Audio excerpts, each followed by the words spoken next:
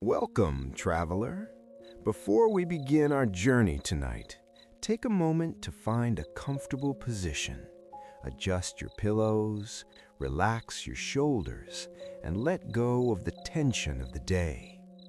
If you enjoy these stories and find peace in our time together, please gently press the like button, subscribe to our channel, and share this moment of calm with someone who needs it. It helps us keep the dream alive. Now, close your eyes, take a deep breath in, and let it out slowly. Tonight, we are not going to a noisy arena. We are traveling back in time to a quiet place where a legend began. Before the flashing cameras, before the gold medals, before the world knew the number 23, there was just a boy, a ball, and a dream. Let's drift away to North Carolina. The air in Wilmington, North Carolina is thick and warm. It smells of pine needles and damp earth. It is the late 1970s. The sun has already dipped below the horizon, painting the sky in deep shades of indigo. In the backyard of the Jordan family home, there is a rhythmic sound breaking the silence of the crickets. Thump, thump, swoosh. Here we find a young Michael. He is skinny, with ears that seem a little too big for his head. He isn't the giant we know today. In fact, he's frustrated because he's shorter than his older brother, Larry. Larry and Michael are playing one-on-one on the dirt court. The dust kicks up around their sneakers. You can feel the determination in the air. Michael loses again, but he doesn't storm off. He stays. He holds the worn leather basketball in his hands, feeling its texture, its weight. He looks up at the rim, focused, imagining a future that no one else can see yet. Time moves forward, like a river flowing gently downstream. Michael is now in high school, Laney High School. The hallways are echoing with the chatter of students, but Michael's mind is only on one thing: the varsity basketball team. It is a cool autumn afternoon. The list of the selected players is posted on the gym wall. A crowd of boys gathers around it. Michael pushes through, his heart pounding in his chest. Thump, thump, thump, thump. He scans the list. He reads the names up and down.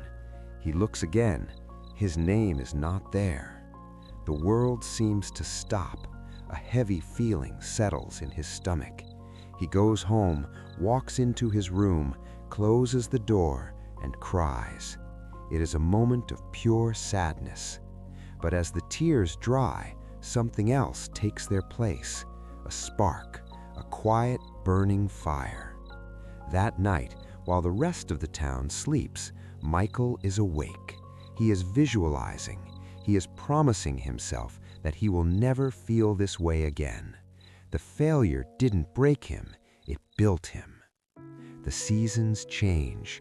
Winter turns to spring, and the boy grows. He grows in height, and he grows in skill. The work done in the shadows begins to shine in the light. Michael is now a young man wearing the baby blue jersey of the University of North Carolina. The colors are soft, calming, like the sky on a clear day. Imagine the year is 1982, the Superdome in New Orleans. The air is electric, but for Michael, everything is moving in slow motion. The noise of 60,000 people fades into a hum. There are 17 seconds left on the clock. His team is down by 1 point. The ball finds his hands. It feels familiar, safe. He rises up. It is a jump shot he has practiced thousands of times in the quiet of his backyard. He releases the ball. It floats through the air, a perfect arc, rotating backwards. Swoosh! The net snaps. The game is won. In that moment, the boy became a legend. But he didn't scream. He He just smiled, knowing that this was only the beginning of the ascent. 1984, a new chapter begins. Michael leaves the warm southern air of North Carolina for the cold, windy streets of Chicago. Picture the city at night, the skyscrapers piercing the clouds, the reflection of lights on the Chicago River. The wind howls through the avenues, but inside the Chicago Stadium it is warm. The rookie steps onto the court. He wears red now, the color of passion, the color of energy. But there is something different about the way he moves. He doesn't just run, he glides. When he jumps, gravity seems to forget him for a second. He hangs in the air, suspended in time. People watch in awe. They have never seen a human move like water before. He drives to the basket, switches hands in midair, and lays the ball gently into the net. It is not just a sport anymore. It is art. It is a ballet in sneakers. And after every game, the city of Chicago sleeps a little better, knowing that they have found their king. But every hero must face a mountain they cannot climb. For Michael, that mountain was in Detroit. It is the late 80s. The winters feel colder. The Chicago Bulls are strong, but the Detroit Pistons are a wall of iron. They call them the Bad Boys. Imagine a game that feels more like a battle. Bodies colliding, the sound of heavy breathing, the squeak of sneakers on the hardwood floor struggling for grip. For 3 years, Michael tried to climb this mountain, and for 3 years he fell. He was beaten, bruised, exhausted.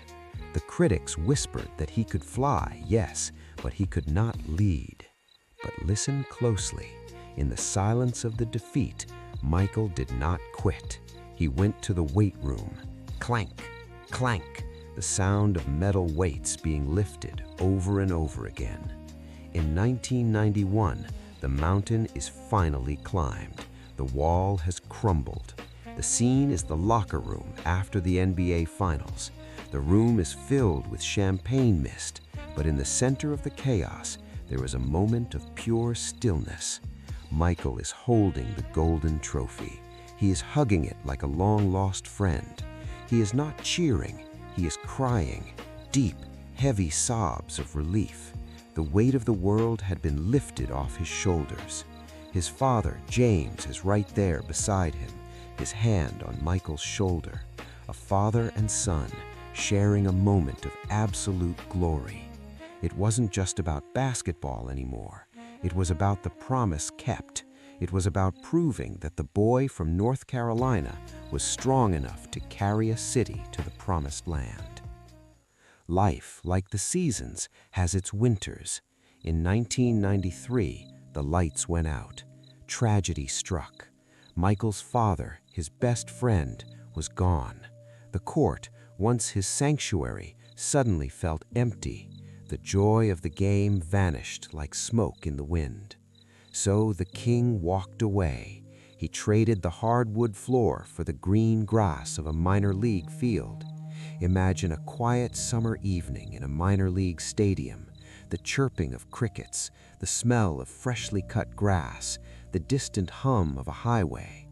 Michael is there, standing in the outfield. He looks up at the vast night sky. He is searching for something. Maybe he is searching for his father's face in the stars. He is not the best player here. He is humble again, just a man, healing his heart under the moonlight, far away from the noise of expectations. But a fire that true never truly goes out. March 1995. A fax machine in Chicago prints a piece of paper with 2 words, "I'm back."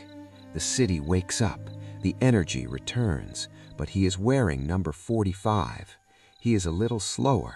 The doubters say his time has passed. They say the magic is gone. Until Father's Day, 1996. He is wearing number 23 again.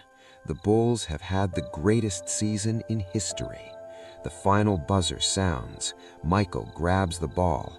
He runs to the center of the court and collapses. He is lying on the floor of the United Center, clutching the ball to his chest. He is sobbing again, but this time he knows his father is watching from above. He has reclaimed his throne, not with anger, but with love. The ghost was gone. The legend was whole again. The years went on, another championship, and another, until the final moment in Utah, 1998, the last dance. The clock is ticking down. 5, 4, 3. Michael steals the ball. He crosses over. He rises up one last time. The pose is perfect. The follow-through, a work of art, frozen in time. Swoosh. The hand remains in the air, hanging there for a second, as if waving goodbye to the game he loved. He walked off the court into the sunset, leaving behind a legacy that will never fade. And now, as we end our story tonight, imagine Michael sitting on a porch years later, watching the sun go down. He is at peace. The battles are over. The crowd is silent. You too have fought your battles today. You have earned your rest. Let the image of that perfect shot fade into the darkness behind your eyelids. Drift away into the quiet, into the blue. Good night, champion. Good night.